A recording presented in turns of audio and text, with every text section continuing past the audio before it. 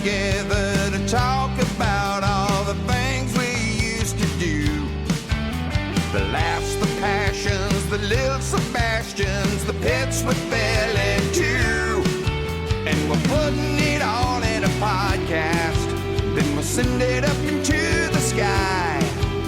We're calling it Parks and Recollection. Come on, little podcast, spread your wings and fly. Welcome, everybody. Today is a big day. We have the legendary Jim O'Hare. I haven't seen Jim in a bit. Of the who's so famous they named an airport they after sure him. Did. He is on the pod. And Alan, how are you? I feel like it's been almost a week since we've seen each other. It feels like forever, but you know what? It's good to see you again, and it's great to see Jim. You too, you guys. I miss everybody. I know. Well, this is why we do this. This is because we get to relive the glory years together, but it's always better when we have an OG on like you. Yeah, well, God knows I've been around. Yeah, the show, I got to tell you, it has been certainly the life changer, career changer for me over the years. I was super lucky before Parks. I was a busy guy, but Parks is just, it's nuts. And what a gift. Well, that's why we are here. This is Parks and Recollection, where we go show by show over our favorite show, Parks and Recreation. And today, what episode have we chosen for Mr. O'Hare? This is like a very special ep for Jerry Gary. This is a big tour de force for Jim, and we had look. Season 1, we had kind of, Retta and Jim in the show, and they had lines here and there. But season 2, they started becoming really, really, really important characters. And this one kind of features Jerry. It's kind of all about him, and he's kind of the crux of the episode. Should we just go through the synopsis, and then we can chat with Jim fully? Yeah, we're going to bring everybody up to speed on this landmark performance. As we walk them through. This episode is called Park Safety. Park Safety, episode 19 of season 2, first aired March 18th, 2010. Think about that. Jim, 2010. That makes no sense. Yes, it was written by my good friend Aisha Muhar, my former roommate. Yay. And it was directed by Michael Trim, who was also the DP on the show for a while. All-star crew. I'll walk us through just a real quick summary of the episode. This is the synopsis from my synopsis sisters and brothers. Here we go, Rob. Here we go, Jim. Here we go. Fasten your seatbelts. Here comes the show. Leslie holds a drawing to determine who will fill the park's hummingbird feeders. Jerry is chosen because everybody writes down his name instead of their own. Later, Leslie receives a call from Anne that Jerry's in the hospital with a dislocated shoulder. Jerry claims to have been mugged in the park, and Leslie decides nobody should tease him anymore. When Jerry returns, he acts particularly buffoonish, even for him, during a slideshow presentation and ends up farting and splitting his pants. But everyone holds back laughter at Leslie's request. Leslie meets with Carl Lorthner, played by Andy Samberg, a park security ranger who is incredibly loud but oblivious to that fact. Leslie suggests Carl get more help for the park to be safe. Carl says the park is largely unprotected due to budget cuts, so Leslie vows to get more funding. The mayor offers $2,500 to help fix the park, but at a press conference about the money, Jerry confesses to Leslie that he wasn't mugged. He actually dropped a breakfast burrito in a creek, then fell while trying to grab it. Leslie relates Jerry's story to Mark, but he stops her short when he says that Jerry was too scared of his coworkers to be honest with him. Carl, offended by Leslie's statements about park security, plans to show footage of Jerry falling into the creek on Pawnee today. Leslie negotiates, and instead they talk during the show about how much they enjoyed the film Avatar. The office goes back to mocking Jerry, but Jerry confides that he doesn't really care because he's just 2 years away from retiring on a full pension. Very quickly in the B story, the love triangle between Andy, April, and Anne deepens. Anne says Andy's a fun person, but was a terrible boyfriend because he's completely reliant on others. Until later, she sees him give April a muffin, which makes Anne think Andy has changed. Packed episode, and really just all about Jerry. I mean, before this happened, let me tell you guys, I don't know where, earlier in the season, because for those who don't know, Retta and I, and even Pratt at the time, we did not come on as series regulars. Right. So we were actually told up front, we don't even know what's going to happen with these characters. My agents actually kind of hinted that I shouldn't do it because they didn't want me to feel like I was doing some background work. But for me, it was these people who created The Office, and look at what happened to those background folks. So for me, it was a no-brainer. But so, we did the first 6, and then we come back for season 2, and now Red and I are just guest stars every week. And Morgan Sackett, our amazing line producer, came up to me, I forget at what point in the season, early, and he goes, "You're getting an episode." And I'm like, "What?" He goes, "You're getting an episode." And I was blown away. Number one, I still wasn't a regular. I was just guesting every week. And so that blew my mind. And I went from incredible excitement to absolute terror. Like, this could make or break whether they're going to bring me along. Anyway, it was a, typical actor BS. Happy, sad, scared, terrified, excited, the whole gamut. So yeah, it was, and then I even got some feedback from some of the Office folks, who I love all those guys, who were like, "You got an episode in your second season?" Because it took a while, I guess, over there. So yeah, I was thrilled, obviously thrilled and terrified, and I ultimately thrilled with how it came out.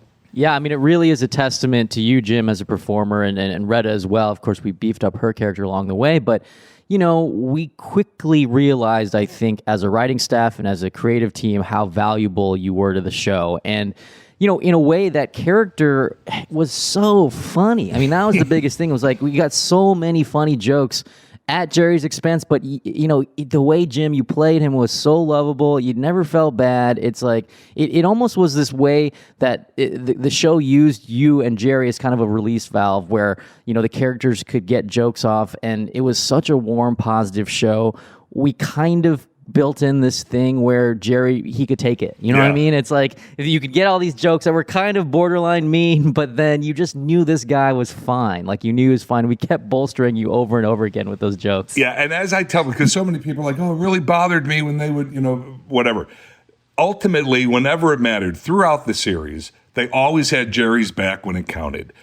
When there was real trouble, when Ben and Chris show up, when you guys show up, Rob, and you guys are like, "Well, we got to cut this, we got to cut that." And Ben says to Leslie and Ron, "Well, listen, what about this Jerry Gergich?" And Leslie immediately pipes in, "Well, we can't do it without him." So, I mean, they had Jerry's back. He was, as Ron would say, the schlemiel and the schlemazel. I mean, he was both of the series, and I wear it as a badge of honor. That's one of my. There's so many great bits in this episode. You referenced the schlemiel and the schlemazel, and those of us who grew up at a certain age watching Laverne and Shirley, where they talk about schlemiel, schlemazel, Hoffenpfeffer Incorporated.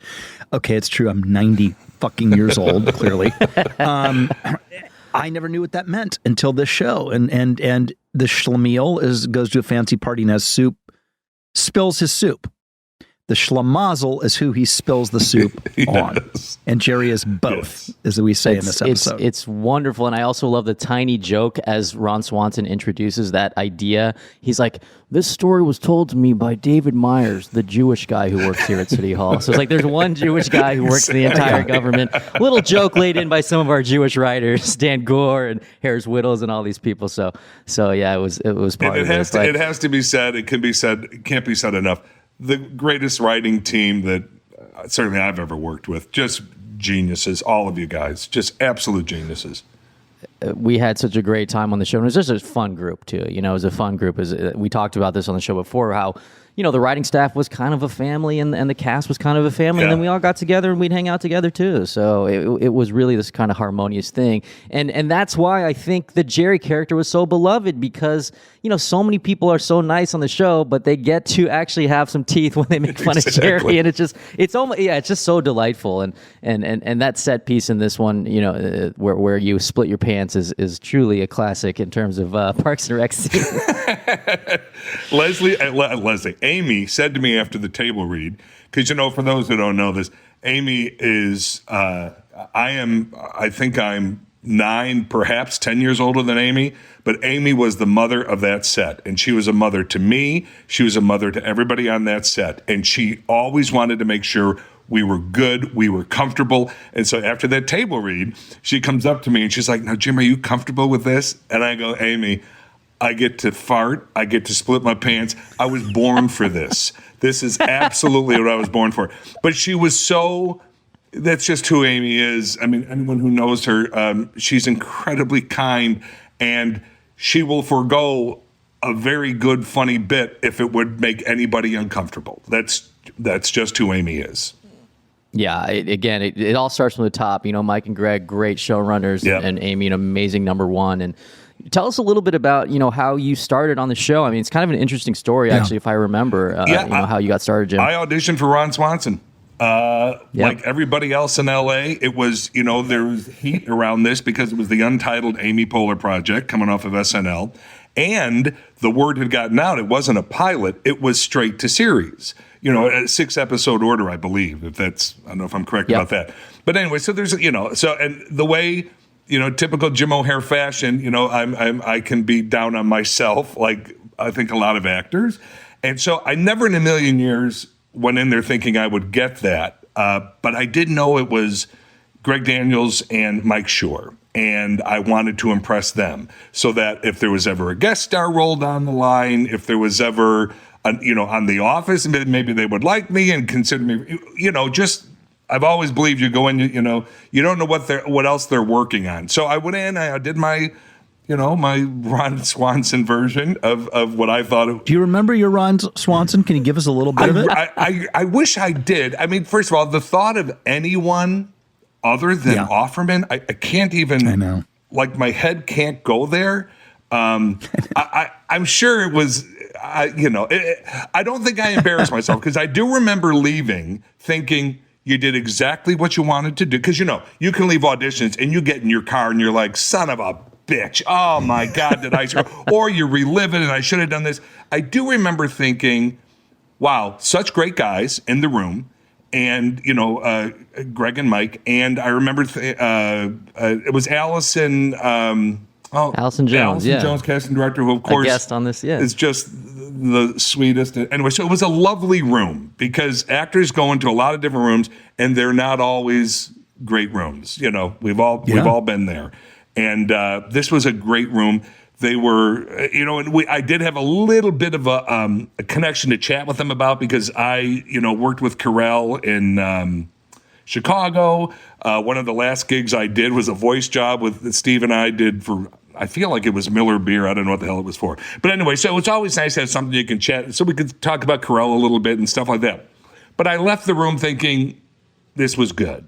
Not at all thinking Ron Swanson good, that they'd call me for that, but these guys like me and maybe they'll have something down the road. And then I think it was around 2 weeks later, they call and say, would Jim consider reading for this role of Jerry? Well, of course. So I go in and I get into the waiting room and it's fat guys, thin guys, tall guys, short guys. They did not know they didn't know who Jerry was, obviously, at that point. Which is it leaves the door open, which can be good and bad. And so again, I went in there and they created a scene, Hal, and if I remember, there was no Jerry material. I think they created something. Sides. Yeah, New sides. They created this audition material, and I did it. And again, I felt really good about the room. I felt good about my back and forth with Mike and Greg.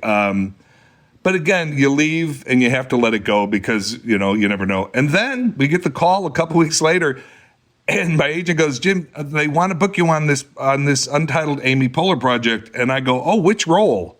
Because I really, not that I ever thought I was getting Ron Swanson, but anyway, so needless to say, it was Jerry. And then what I loved what they did was they were very honest. When they booked this, they told my reps that, we don't know what's going to happen here. We have 6 series regulars that we have got to, cater to, basically. There are people. And so we don't know what's going to happen. And that's why what I mentioned earlier, my agents were like, maybe you don't want to do this. But again, like I said, it was a no-brainer for me. Even if I had done those 6 and walked out the door, to have had that experience of even those 6 episodes, I would have no regrets. So the fact that it turned into what it did, and I'll never forget, I was in an airport in Miami and my manager calls and she said, well, I just got a call and they would like to negotiate to have you be a series regular on Parks and Recreation. And I literally in some Miami airport screamed, holy, I don't know if we can swear on this thing. Oh, we can swear. Like, do it. It's mostly swears, Jerry. And people are looking at me. because I certainly wanted it to go that way, but it doesn't mean it's going to just because I wanted it to. So that was kind of, and then all of a sudden, I'm a series regular on Parks and Recreation. So yeah, you made the right bet. Yeah. You made the right bet, Jim. Yeah. And it's really a testament to you and your audition for Ron, because people don't know Jim auditioned for Ron. Ron Like Swanson. how wild is that to think about? Yeah. It's so cool. And actually, I wish I could see the audition myself, because it was how many years ago? 10, 11 years ago. I don't remember exactly what I did, but I would like to see what my version was now, knowing what Nick has done with it. Because again, and Alan, you can answer this. Was Nick their guy from the beginning? It's funny you mentioned that you want to do well in those rooms for the producers, right? For Mike and Greg, you want to make an impression, because quite honestly, I think that's what had happened years ago with Nick and Mike Shore. Because I know, Mike tells the story.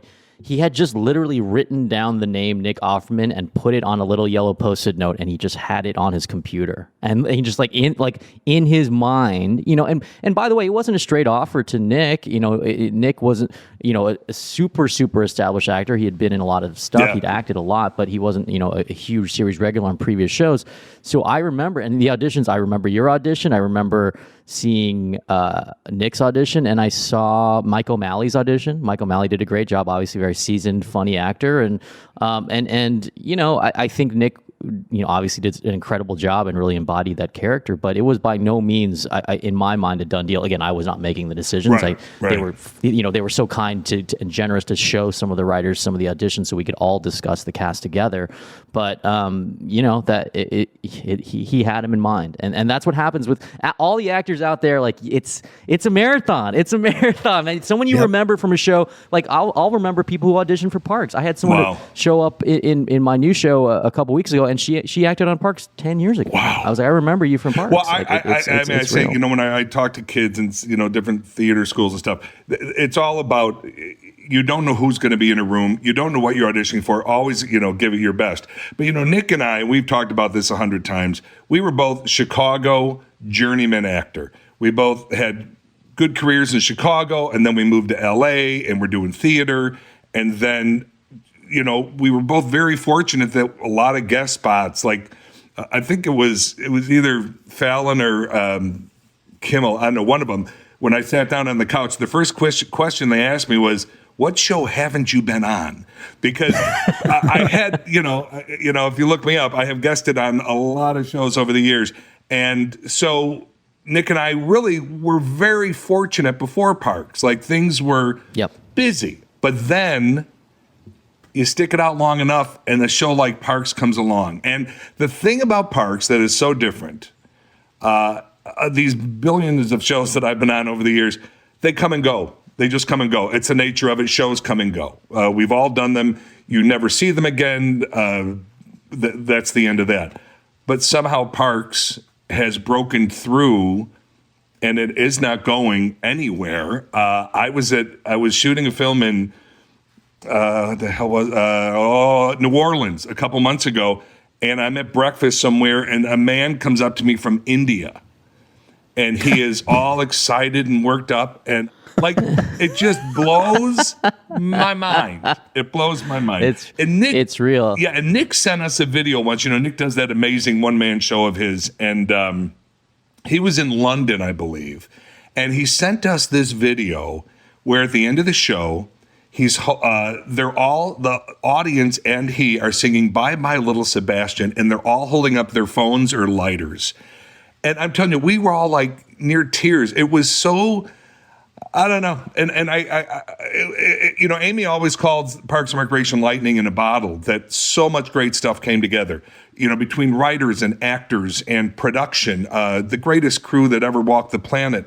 And so, I don't know. It's amazing. Just amazing. Yeah, I mean, you're talking to two guys who are literally recapping every episode, and we're quite busy, so yes. We really love the show. Exactly.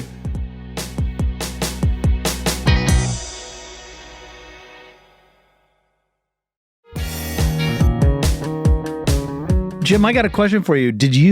In the episode, did you do the stunt of falling into the creek? Because that looks, if you did, that's a great job. Or is that a stunt man? Here's the thing. I know. Here's the thing. And you know, when I did a couple of Brooklyn Nine-Nines, and Dan, there was a stunt in there, and they're like, Jim's going to want to do it. He's going to want to do it.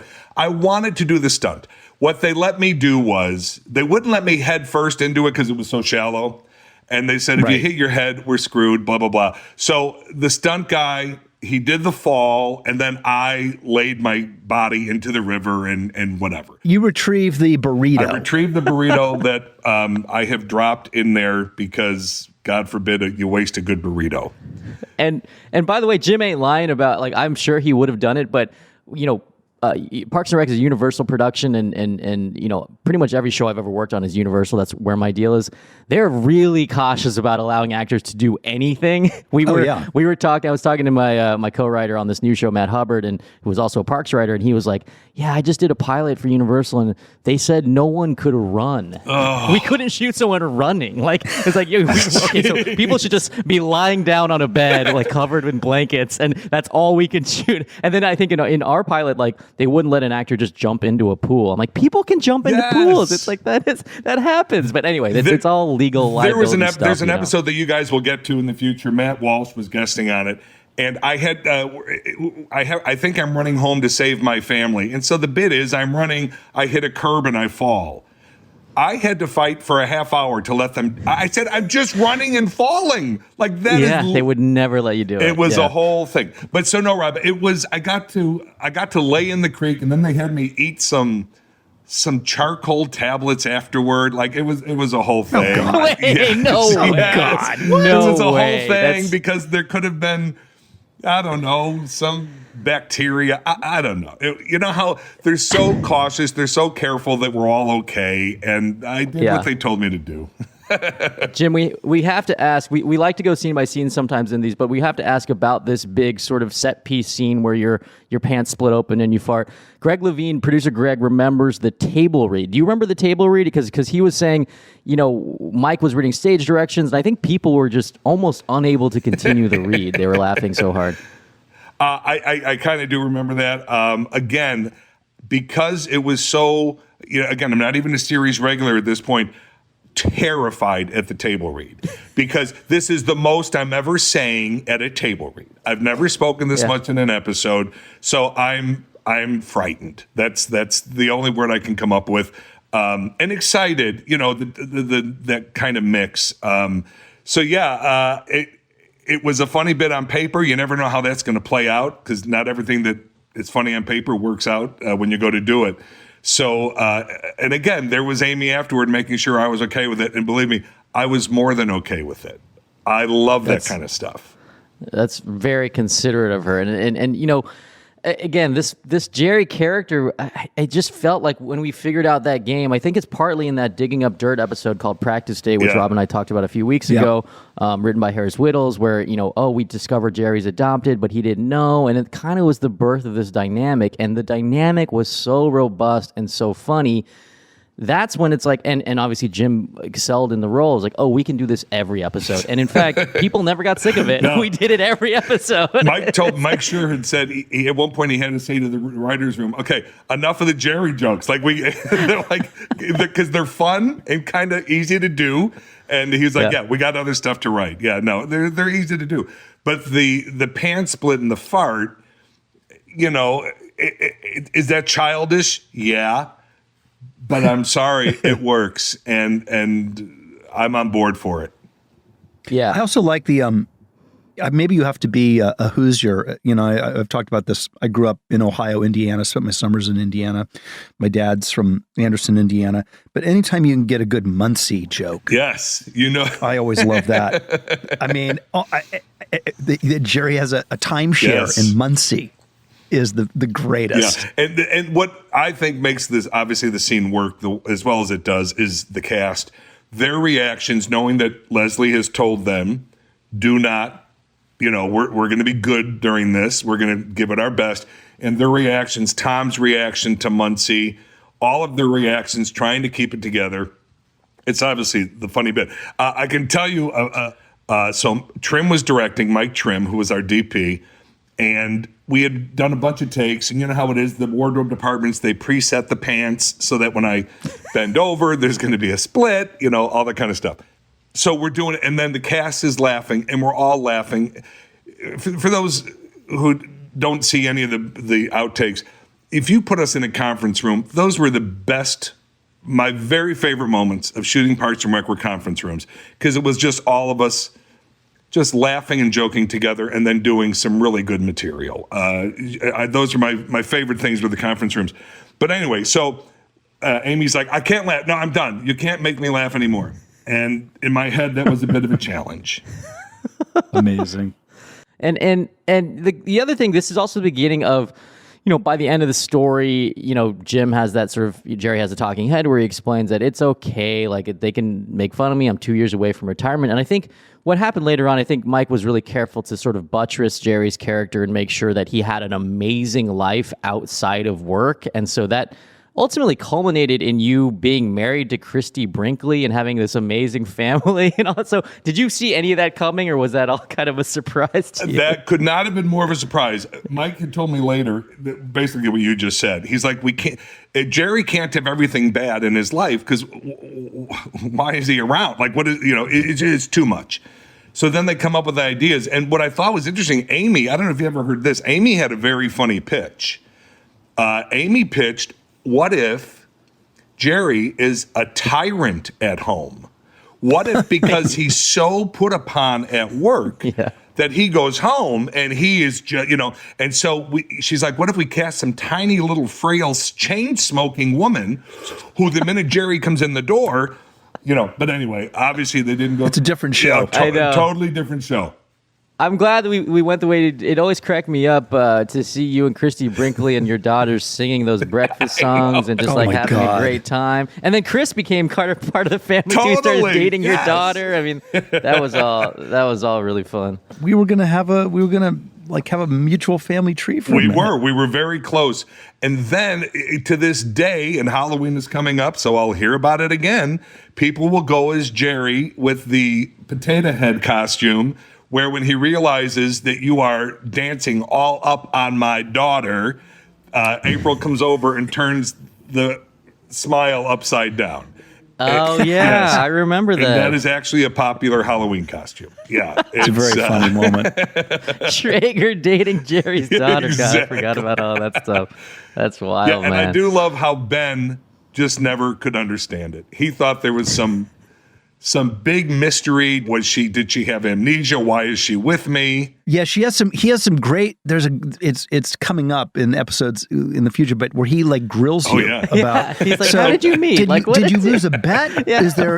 He's created a whole fantasy in his mind about how this could possibly have happened. Exactly. It's amazing. Yeah. And there was one final thing that they did. I think this may have been Dan Gore's pitch, but it's one of the rare off-color jokes in Parks and Rec because we have a talking head with Jerry's doctor, and he just says to camera, that man has the largest penis I've ever seen. That's just a talking head that's in the show. So it's in. Yep. Congrats, Jerry. You got it. Know? And, that came from real life. I was standing next to one of the runners. Yes. Anyway, but the funny bit is Gore also, who told me this? It might have been Dan, might have been Mike. Anyway, they shot it the other way. They shot it where he goes, this man has the smallest penis I have ever seen. Oh, wow. Because you're doing, you're just pitching a bunch of stuff. Yeah. And so thank the Lord they didn't go that direction, because you know how the world is, you know how the internet is. It's much better to be perceived with how it worked out. We can talk quickly about Andy Samberg too. I mean, he's not a guest, so we'll give him shorter shrift than Jim. But very fun to have Samberg. He's playing this guy Carl Lorthner, and he's a very loud talker. And Greg and I talked about this. It's kind of based by former Parks and Recollection guest Dean Holland, because Dean has no indoor voice and he cannot speak at a normal volume. He has an extremely loud voice. It serves him well as a director, but he just cannot speak quietly. So that was kind of based on Dean. It was kind of based on a real life guy. What makes me laugh is it is literally a one-note joke the entire episode, and it is funny every single time. Like just me, like, oh yeah, I get it. It's just funny every time. Yeah, and Sandberg just goes for it. He's just one of those guys. Yes, everything he does is funny, but it's certainly, when I was rewatching this episode the other day, I was a little, when I first heard Sandberg talk, I was like, oh yeah, this loud voice character. And it's bordering on the possibility of being a Nakamura. I don't know if you guys know what a Nakamura is. It's kind of a comedy writing term. So how do I not know this? Yeah, this is kind of some jargon, comedy writing jargon. It's based on an episode of Taxi. So there's an episode of Taxi from a long time ago, the 70s or whatever, and the writers had written a joke about a Japanese product made by a company, like a fictional company called the Nakamura Company. And so they're on stage shooting it, and it's a multicam, so they're shooting it live in front of a studio audience. And the first joke about the Nakamura Company just absolutely dies. It just craters. And then the writers, in their minds, know that they have 6 callbacks to the Nakamura Company so they just know that you're just like, buckle up, because there's 10 more of these jokes, and you're like, oh shit. So the idea that, like, look, if you don't like Sandberg talking loud in the first scene, you're gonna hear it a lot more times. That's right. Yes. So when you're writing a script and you write this running joke or running gag or whatever, and you're like, oh, is this gonna be a Nakamura or not? You gotta bet that it's gonna work the first time. So that's the origin of Nakamura. Well, they had the same issue with Eichner, because Billy comes in with his character, and he'll be the first one to tell you, you either love him or you hate him on the show. I loved him. Same bit. Either you're going to go with that or you're not. It's a big statement. Craig, the legendary Craig, later season character. Yes. But with Jerry, it's just like, I don't know. To me, those jokes never get old. It's some of my favorite stuff to write, and it just works in the show. I think it's just this palate cleanser. It's just a balance to the rest of the show. And I think, Jim, you play Jerry with so much. It's your face. It's the way you move. It's the way you treat everybody. Like I just feel like it's one of the best games in all of Parks and Rec, and it's a testament to the fact that like season 1, you and Red are just kind of hanging around, and by the end you're like the mayor of Pawnee, and Donna's getting married, and it's an incredible journey, man. It truly, like you're saying, it's an actor's dream in some ways. Totally an actor's dream. And I can tell you, so many people have come up to me who have never seen the finale. And I'm like, why? They've seen each episode 20 times, never saw the finale, because then it's over. And I said, I get where you're coming from, okay? But number 1, it is over. And number 2, some great stuff happens for Jerry. So if you have been following the Jerry journey, you got to see the finale, and I remember Amy came up to me at some point, whenever you guys were starting to talk about what you were going to do for each one of us, and she started telling me what you guys were thinking about, and I had tears in my eyes. Like, I thought that was the sweetest thing I'd ever heard. Now, I also know how it works. That could change overnight. And, it's what begins in a writer's room that can turn it on its head, in a heartbeat. So I wasn't married to it. I wanted to be married to it, and then ultimately that is how it turned out. And Jerry got quite the send off. Though I can tell you, when the finale happened and it aired, we were all in New York because we did. Who do we do? Seth Meyers. Yeah. And so I get a call the next day from my sister, and she's crying. She goes, "Oh, it's so sad." She goes, "But I can't believe they killed you off." I go, "Killed me off?" She goes, "You're dead." I go, "I'm 100. I'm 100 years old." And she goes, "I know, but if they do a reunion, you can't be in it." I go, "No, they're not going to do a reunion when we're 100 years." Like, she just couldn't. All she could take from the episode was that you guys killed me off. Yeah. A gravestone. Yeah. So I said, it's fine. It's all good. I think I'll be around if they do one. This almost makes me want to talk about the finale. We should wait for the finale when we get to the finale. I actually remember, man, there were a lot of debates about how the show would end. That's actually, I'm excited to talk about that one. It's going to be a ways off, but it wasn't always the way it ended. Well, I do think, and this doesn't give anything away, obviously, but I think endings are the toughest thing for a show that has had an impact. Some of my favorites did not nail it, but I think, and I know I'm biased, I'm whatever, I think you guys nailed it. I really do. But again, that's a conversation for another day. Yeah, this has got to be one of your favorite episodes, right? In terms of you personally, for Jim, like this is kind of a watershed episode for you. Yeah, this one, and I get a lot of feedback on the retirement episode, but this one, it was the first time. Like I said, you got to see. I'd like to think a full character, like what I was going through, what my concerns, why I didn't want to be honest with everybody, and then remember in this episode, if I'm remembering correctly. The voice of reason was Mark Brandanowitz. That's right. Because also he doesn't show up in the episode of like 15 minutes in, but yes, he does have a scene where he tells Amy what to do. Yeah. Paul Schneider. He was the voice of reason to Leslie, saying, "I think your problem is that you have a worker who's afraid of his coworkers." Or I'm paraphrasing. But yeah. That's exactly what he says. And Rob, do you remember? Chris was generally pretty nice to Jerry, right? Do you remember? Like, you didn't make fun of Jerry that much in my recollection. No, I think there were. I think there might have been twice in the entire time I ever interacted with Jerry. Yeah, where I wasn't anything other because Chris loves everybody. So when Chris was mean to Jerry, it was like a killer. Yeah. And I think we'll come up on those, but it was only once or twice, but he was always super, Chris loved everybody. Yeah. I mean, what a way to define a character. He's even nice to Jerry, right? I think that's like in a world of nice characters, Chris was maybe the nicest. So that makes a lot of sense. Let me ask you this. I'm always obsessed with what people in the writer's room are. The hours are long. You're eating bad pizza. It's late at night. You maybe have writer's block, and inevitably, and Alan, you know this, there'll be some weird, obscure obsession that will come up, and sometimes it'll make its way into the show. And I couldn't help but wonder if there wasn't now granted, I know Avatar is one of the biggest movies ever, but I'm wondering, my spider sense tells me there was something more going on around Avatar that made it into this episode. Am I right? It made me really laugh just to see those Avatar jokes, because you're like, why is it so? And it keeps coming back over and over. They talk about Avatar again and again and again in the episode. Oh, yeah.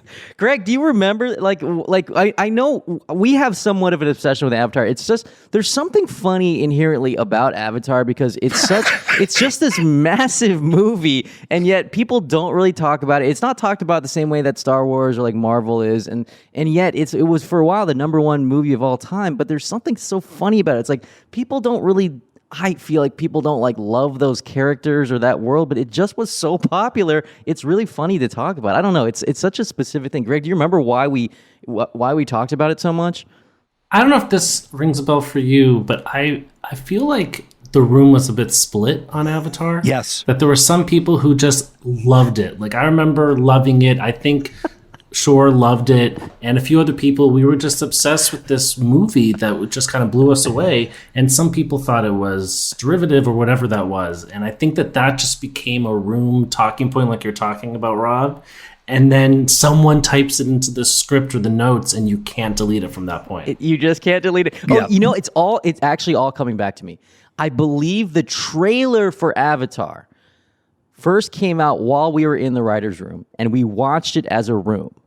And when we watched the trailer, it ended, and Mike was like, that looks like terrible bullshit. It's going to be awful. I'm going to hate that movie. Then, like a year later, it came out, and he loved it. So he came back to the writer's room and said, I loved Avatar. He's like, I don't know why, but I loved Avatar. A lot of people didn't like it. So I think people were just screaming about whether it was good or bad for a long time. I think the detractors said, the dialogue was kind of flat. The characters are not differentiated.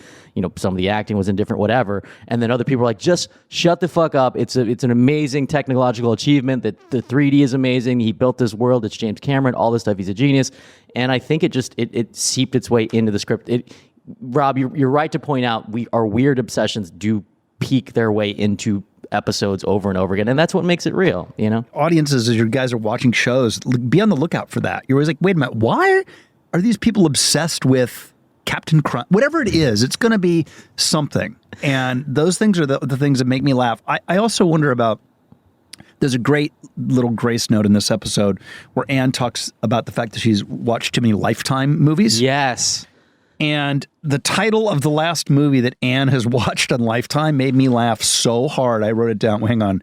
It's How far is too far enough? The Terry Power Longhorn story. that sounds like an Aisha joke. I don't know if she wrote that one. It's her script, but we, again, that's our favorite shit to write. That and like the books that they would read. There were books that were theoretically written by Gabe Perello, our prop master. They're like James Patterson style novels, but coming up with those titles, how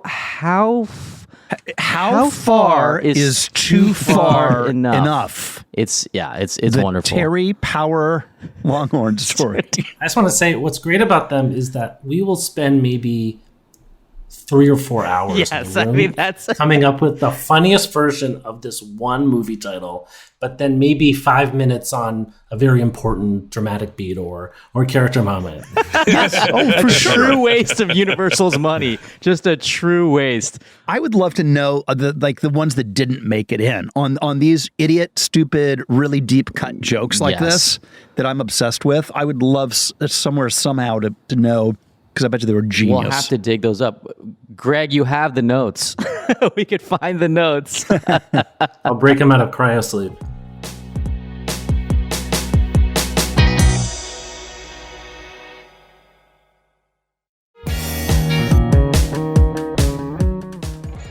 Do you want to go to the town hall? I think you do.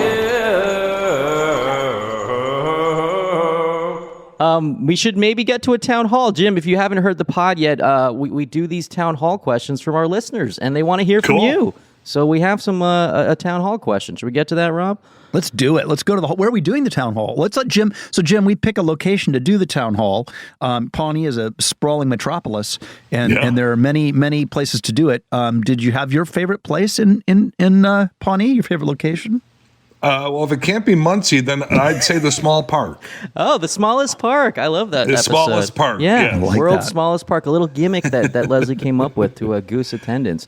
Okay. Or any paunch burger. Or any Paunch Burger. We haven't done. Okay, Yes. we'll do it. We'll do it in 2 locations. We'll jet back and forth. I love that you remember Paunch Burger.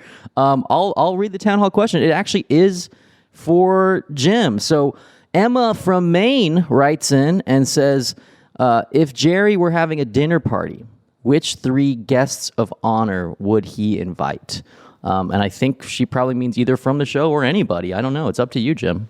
I think we should do both because we're having the town hall in 2 locations. I love it. Yeah. We should do in one location in Paunchburger. You answer people in the Pawnee world. Yeah. And then in the other location, it's people in the universe. It's a great idea. Wow. Boy, that would be tough for the people in the parks department, because I truly believe Jerry loved each and every one of them. Truly loved each and every one of them. He knew his priority was his family and all that stuff, which is incredibly healthy and wonderful, but he did love them. Wow. So it would kill him to hurt anyone's feelings. Wow, it has to just be the 3? Hey, let's make some hard decisions. Let's piss some people off. Oh God! Well, it would. I'd have to have Leslie, obviously. I'd have to have Ron, and I think I'd have to have Donna. Yeah, I was going to that's say what I would Donna's guess. got to be in there. I was going to say Donna's my they've ride got or the die. bond. They've got such a bond. I love their Donna friendship. is my ride or die. There's no doubt about that. But it would break my heart that I couldn't have everybody. Well, I have a writer's answer to that, which is Jerry says that he feels so bad that he can't invite anybody. He can't invite everybody, so he invites nobody, and nobody. everyone's mad at him. so no one gets to go. That is the perfect answer. Yes. You guys, I know we're jumping here. Let me just quickly jump here and tell you, when Retta and I, before we knew we were serious regulars, we used to have these really cool dressing rooms in the building. And so we would sit in kibitz all day long, like, what's happening? Are they firing us? Are we going to be here next week? Are they getting rid of, so Retta and I quickly bonded and have stayed bonded ever since the show. So yeah, Donna will always be Jerry's, his right hand, when it comes to the parks department. Yeah, I love that, and I love that you guys are still friends. It's wonderful, and We all are. I was texting with Offerman yesterday. He's got another book coming out. I said, "You're so damn prolific," and he's like, "Yeah, my what did he say?" He goes, My publisher wish I was prolific 18 months ago. So apparently he's, maybe missed a deadline or two. But yeah, I love those. I just love those guys. Yeah. Oh wait, so now Jerry, if he outside of his world, well, I think Jerry's probably a very religious dude, and he's gonna want Jesus at that meeting. Yeah. I like that answer. Yeah, I think Jesus will be a big part of that. And I'm assuming his family can automatically be there. So they're already there. Yeah, they're already there. So Jesus, I think the guy who ran the ice cream shop where he met Gail That's nice. would be. Oh, man. I think he should be That's there. so sweet. And then maybe Jerry's, maybe his notary boss. I don't know exactly who that is. We never met them, but maybe his notary boss. Yes, very man. random. I'm thinking Marilyn Monroe. That's wonderful. No, that's whoever very, the very in for Jerry. character. Very in character. I love it, man. Great answers, and that's the town hall. That's the town hall. Thank you so There much you for go. answering, and thanks for joining us, Jim. This was so much fun, you guys. Yeah. Anything else you want to add or plug? Like, we're here. Oh, I'm out there doing a bunch of. Oh shoot! I don't know if I'm allowed to say where I am. Well, I could say a state I'm in. You can right? say a state. Yes. Yeah. What are you held hostage right now? I'm gonna say New Mexico. I don't know. Oh wow. And I know love this. it. I love know it. that because I won't say it either, Jim. I know what you're working on, and it rhymes with the new installment of Bar Oars. Bar Oars. I was like, Jim, are you the new Iron Man? But I guess you're something else. Well, this is great. This is we will have you back as we continue on the Jerry trajectory, because there's a lot of great stuff to come. So much Super fun. Jim. Love seeing you. Thanks for listening. Subscribe wherever you get your podcasts and tell a friend. Thanks to producer Greg and producer Schulte. Goodbye from Pawnee.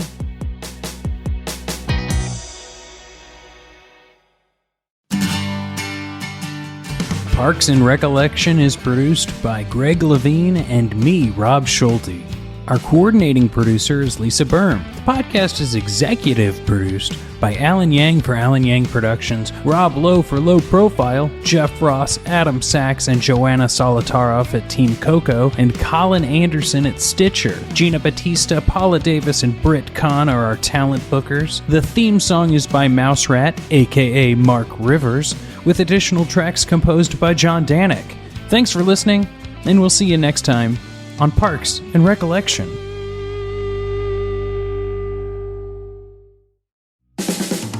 This has been a Team Coco production in association with Stitcher.